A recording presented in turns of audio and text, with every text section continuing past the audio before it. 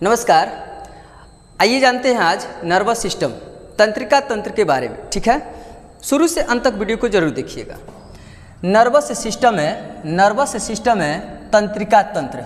Nervous system को हिंदी में तंत्रिका तंत्र कहा जाता है। ठीक है, तंत्रिका तंत्र हमारे शरीर का वह हिस्सा है जो शरीर के व्यवहार को निर्देशित करता है। ठीक है ना, शरीर में होने वाले जितना सारा व्यवहार है उस सारे व्यवहार को जो है डायरेक्शन देता है, निर्देशित करता है। आगे बोल रहा है तथा शरीर के अलग अलग हिस्सों के बीच संकेतों को प्रसारित करता है। अलग अलग जो भी संकेत होता है उसको जो है प्रसारित करता है। कौन? तंत्रिका तंत्र, जिसको अंग्रेजी में नर्वस सिस्टम कहा जाता है।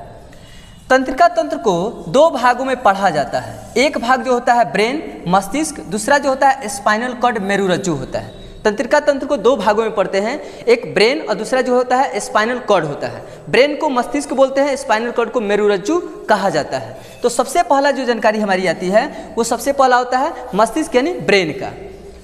हमारा शरीर हमारे कपाल क्रेनियम के अंदर स्थित होता है। किसके अंदर होता है? क्रेनियम के अंदर स्थित होता है।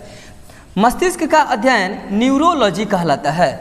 अगर मस्तिष्क के बारे में, ये जो मस्तिष्क होते हैं इनके बारे में जो भी स्टडी किया जाता है उनको न्यूरोलॉजी कहा जाता है। इस ब्रेन में अगर किसी को किसी तरह का कोई शिकायत होता है तो सीधे जो है न्यूरोलॉजिस्ट के पास जो है लोग दिखाने के लिए जाते हैं। ठीक है, आगे अब देखेंगे मस्तिष्क का वजन क्या होता है। तो जो नर होते हैं उन नर का जो मस्तिष्क का वजन होता है वो 1450 ग्राम होता है। जो मादा होती है वो 1350 ग्राम होते हैं और जो बच्चे होते हैं 300 से 400 ग्राम उनके मस्तिष्क का वजन होते हैं। ठीक है, मनुष्य के शरीर में एक दिन में लगभग 70 से 80 विचार जन्म लेते हैं। पूरे एक दिन में 70 से 80 विचार जन्म लेते हैं मनुष्य में, जिसमें 90% विचार क्या होते हैं? नकारात्मक होते हैं। 90% विचार निगेटिव थॉट होते हैं। हमसे ये नहीं होगा, हमसे वो नहीं होगा, हम ये नहीं कर सकते, हम वो नहीं कर सकते हैं, इसको निगेटिव बोला जाता है।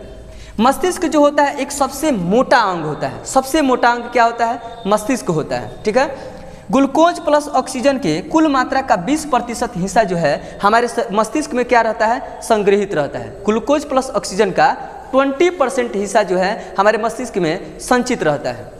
अगला जो स्टेप है उस स्टेप में ये बताया गया है कि मस्तिष्क में जो है सबसे अधिक मात्रा में जो पाया जाने वाला खनिज होता है वो सोडियम होता है और सोडियम का परमाणु क्रमांक 11 होता है, संकेत उसका Na होता है और वो जो है सबसे क्रियाशील तत्व होता है। ठीक है ना, आई होप आप इस वीडियो को अच्छी तरीके से समझ गए होंगे। तो अब ज़्यादा से ज़्यादा इस चीज़ को शेयर कीजिएगा। धन्यवाद।